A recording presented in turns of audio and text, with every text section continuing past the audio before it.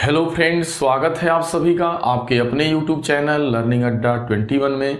और साथियों, मैं हूं संजय सिंह यादव और आज इस वीडियो में जो हम लोग डिस्कस करने वाले हैं वो गणित के एक बहुत ही महत्वपूर्ण टॉपिक पे डिस्कस करेंगे। हम लोग यहाँ पर इस वीडियो के अंतर्गत हम लोग यानी अपवर्तक एवं अपवर्त इन दोनों के बीच क्या डिफरेंस हैं या गुणज एवं गुणनखंड के बीच क्या डिफरेंस है, क्योंकि आपको अच्छे से पता होना चाहिए कि कॉन्सेप्ट ही पावर होता है। यदि जरा सा गणित के अंदर आपके पास डाउट होते हैं तो आगे आपको इससे रिलेटेड जो भी क्वेश्चन आते हैं, चाहे आपका लघुत्तम समापवर्त की बात की जाए या महत्तम समापवर्तक की बात की जाए, तो ऐसे में आपको प्रॉब्लम होती है। यहाँ एक औसत से जुड़े सवाल भी पूछे जाते हैं जो बहुत ज़्यादा महत्वपूर्ण होते हैं, लेकिन ये आपको जब तक अच्छे से नहीं पता होता है, जैसे दरअसल आपसे ये पूछ दिया जाता है कि 5 के प्रथम 5 जो है गुणजों का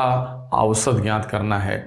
तो इस तरीके का इस वीडियो में जो भी आपके डाउट्स हैं, आप बने रहें इस वीडियो में अंत तक। ये सारे डाउट आपके जो है इस वीडियो के अंतर्गत जो है दूर होने वाले हैं। यदि आप हमारे चैनल पे नए हैं, अभी तक आपने हमारे चैनल को सब्सक्राइब नहीं किया हुआ है, तो आप कृपया करके हमारे चैनल को सब्सक्राइब कर लें। अब हम लोग बारी बारी से ये जानने का प्रयास करेंगे कि वास्तव में जो हमारा अपवर्तक है या जिसे गुणनखंड भी कहा जाता है, यानी अपवर्तक, यहाँ वर्डिंग पे, यहाँ शब्दावली पे बहुत अच्छे से ध्यान देना है। अपवर्तक एवं अपवर्त्य में जमीन आसमान का अंतर होता है, बहुत ज़्यादा फर्क है। तो हम लोग सबसे पहले अपवर्तक पढ़ेंगे या जिसे इसे गुणनखंड भी कहा जाता है, और इसे हम फैक्टर या डिवीजर के नाम से जानते हैं। तो सबसे पहले हम लोग यहाँ पे जानेंगे कि आखिरकार अपवर्तक क्या होता है, यानी किसे हम गुणनखंड कहते हैं। तो ये तो दरअसल आपको अच्छे से समझ में आ जाता है।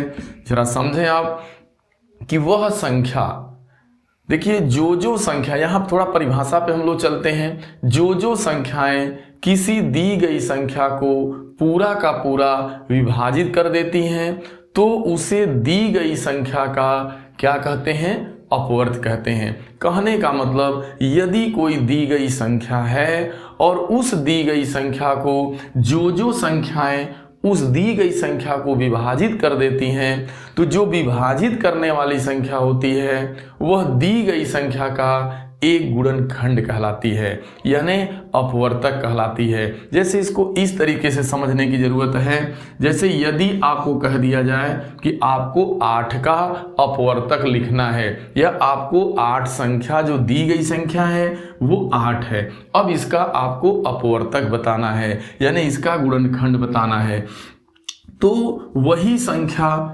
इस 8 का गुणनखंड मानी जाएगी जो इस 8 को पूरा का पूरा डिवाइड कर देगी। देखा जाए तो एक ऐसी संख्या है जो सभी संख्याओं को डिवाइड कर देती है, तो इसका मतलब 1 भी 8 को काटेगा। अब इसके बाद 2 से भी 8 कटता है, फिर आगे जाइएगा 3 से नहीं कटेगा, 4 से कटेगा, 5 से नहीं, इस तरीके से 4 के बाद आपका 8। तो इस तरीके से आप देख पा रहे हैं कि जो संख्याएं जो है, यानी दी गई संख्या को, यानी जो संख्याएं दी गई संख्या को पूरा का पूरा डिवाइड कर देती हैं, तो डिवाइड करने वाली जो संख्या होती है, यानी जो विभाजित करने वाली संख्या होती है, वही उस दी गई संख्या का गुणनखंड कहलाती। कहने का मतलब कि 8 दी गई संख्या है और उसको विभाजित करने वाली संख्याएं क्रमशः 1 है, 2 है, 4 है और 8 है।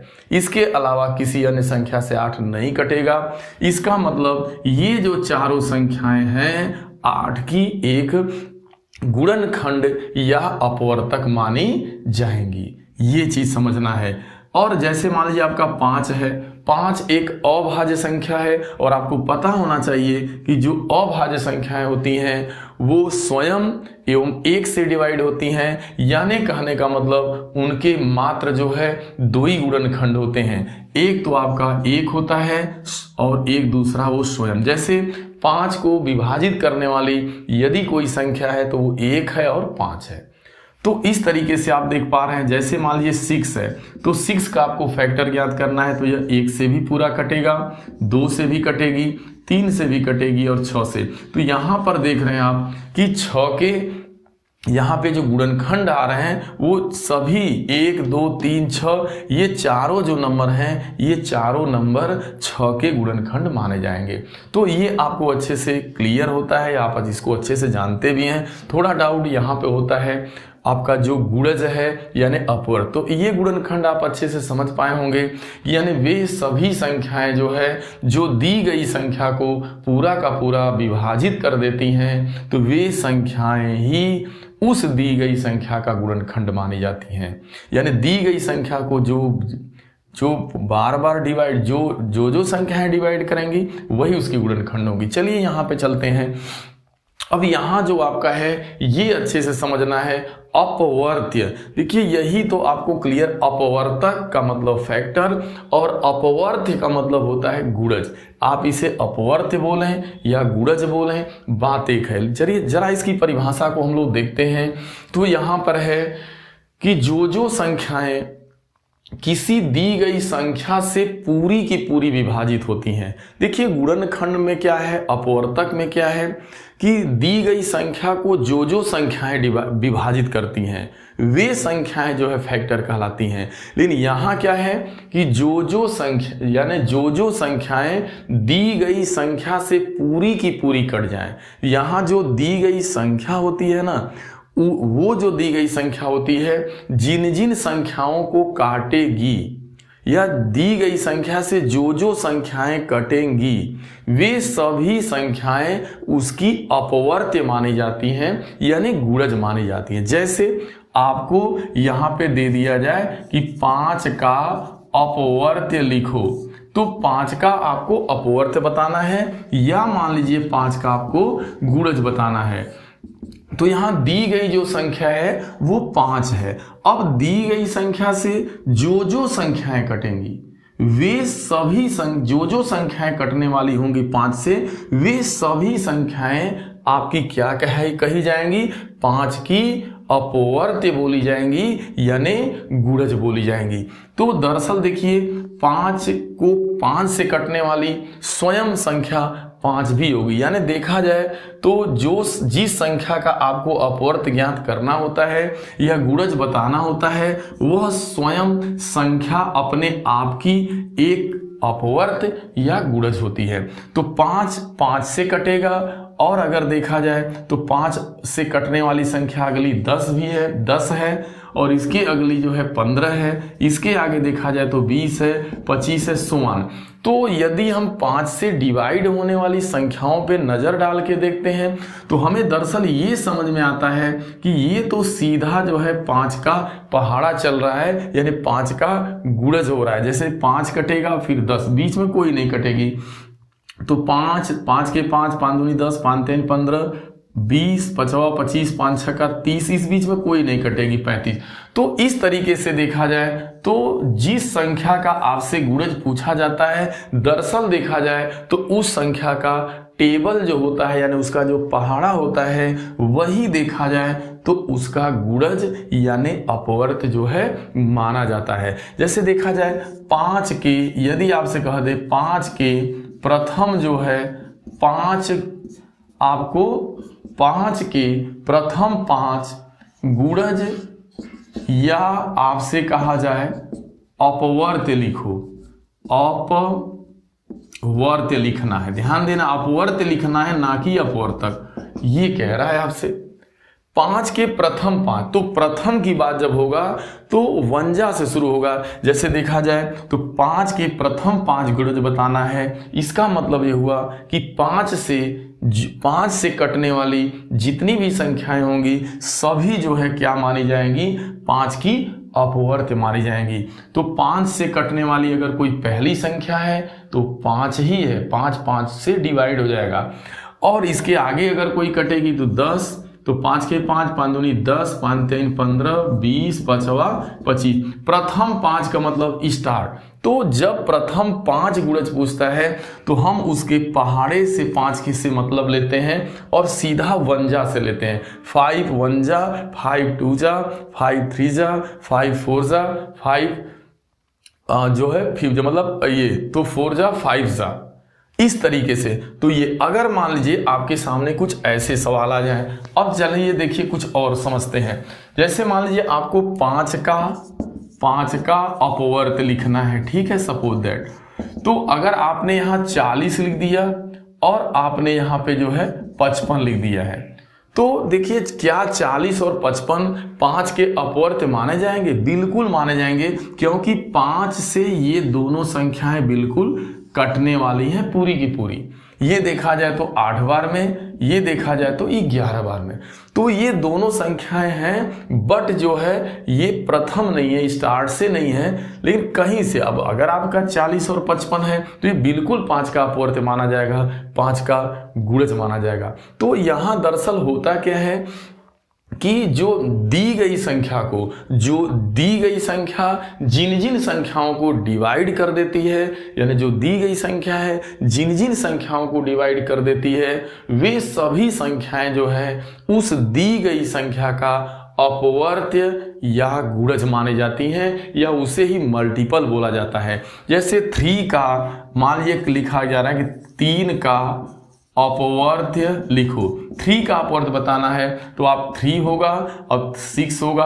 अब 3 का टेबल आप लिख दे, जैसे जिसका अपवर्त्य पूछे या जिसका गुणज पूछे या जिसका मल्टीपल पूछे, बस उसके एक तरह से आप देख पा रहे हैं कि अगर यदि आपसे मल्टीपल या गुणज या अपवर्त्य पूछे तो सिर्फ उस संख्या के टेबल से मतलब होता है। तो अगर यहां देखा जाए तो 3 से 3 भी कटेगा, 3 को भी काटेगा, 6 को भी काटेगा, 9 को भी, 12 को भी, 15 को भी, सो मान इस तरीके से 3 एकम 3, 3 दूना 6, 9 12 15। तो इस तरीके से यदि 3 से डिवाइड होने वाली संख्याओं पे अगर आप एक सीरियल क्रम से यदि आप नजर गड़ा के देखते हैं तो आपको सीधा आपको उसका टेबल नजर आता है, यानी पहाड़ा नजर आता है। तो ये बात आपको अच्छे से समझ में आ गई होगी कि जो हमारी जो है, देखिए यहाँ पे अपवर्त में क्या होता है कि दी गई संख्या जो होती है जिन जिन संख्याओं को या जो जो संख्याओं को पूरा का पूरा विभाजित कर देती है, तो विभाजित होने वाली जो भी संख्याएं होती हैं वे सभी उस दी गई संख्या का अपवर्त्य, गुणज या मल्टीपल कहलाती है। और यहाँ क्या होता है कि यहाँ पर दी गई संख्या जो होती है जिन जिन यहाँ दी गई संख्या अन्य संख्याओं से कटती है, और वहां क्या होता है कि जो दी गई संख्या है वो अन्य संख्याओं को काटती है। ये बस दोनों के अंतर आपको अच्छे से पता होना चाहिए। और अपवर्तक एवं अपवर्त्य इन दोनों शब्दावलियों को अच्छे से आपको पता होना चाहिए, नहीं तो आपके सामने जब ऐसे जुड़े सवाल आते हैं, अपवर्त्य बताओ, अपवर्तक बताओ, तो डाउट होता है। बहुत सारे लोग गुणज एवं गुणनखंड का मतलब तो समझ पाते हैं कि गुणनखंड का मतलब फैक्टर से है और गुणज का मतलब मल्टीपल से है, लेकिन जब ये दोनों वर्ड नहीं आकर के जब आपको अपवर्तक एवं अपवर्त की बात आ जाती है तो वहां पे आपके सामने डाउट होते हैं। तो आज के बाद आपको जो ये अच्छे से आपको ये डाउट आपका दूर हो जाना चाहिए। दरअसल देखिए यहाँ पे जब हम बात थोड़ी और अन्य भी कर लें, यहाँ पे जैसे देखिए हम लोग जब बात करते हैं लघुत्तम समाप वर्त, यहाँ पे बहुत सारे लोगों को डाउट, देखिए एक होता है ल स आपका प होता है, यानी ल का मतलब होता है लघुत्तम, आपका समापवर्त्य होता है, ये समापवर्तक नहीं होता। लस का मतलब होता है आपका, यानी आप किसी दो संख्या का लस ले रहे हैं तो लस का मतलब होता है लघुत्तम समापवर्त्य, यानी इसका मतलब समापवर्त्य में क्या आ रहा है, समापवर्त्य शब्द है। देखिए समापवर्त्य मतलब common multiple, lowest common multiple, यानी वो डिवाइड होने वाली संख्या हो बट छोटी हो। तो जब हम लसम असम पढ़ाएंगे तो ये वहां पे सारे डाउट आपके दूर होंगे। बस इस वीडियो में आपको बस अपवर्तक एवं अपवर्त्य के बीच क्या अंतर है, और क्या इसके डिफरेंस होते हैं, इसके क्या कॉन्सेप्ट हैं, इसी को हम लोग समझने का प्रयास किए। साथियों, ये वीडियो यदि आपको पसंद आए तो इसे ज़्यादा से ज़्यादा आप शेयर करें। यदि आप हमारे चैनल पे नए हैं, अभी तक आपने हमारे चैनल को सब्सक्राइब नहीं किया हुआ है, तो कृपया करके आप हमारे चैनल को सब्सक्राइब कर लें। साथियों, आप सभी को बहुत बहुत धन्यवाद।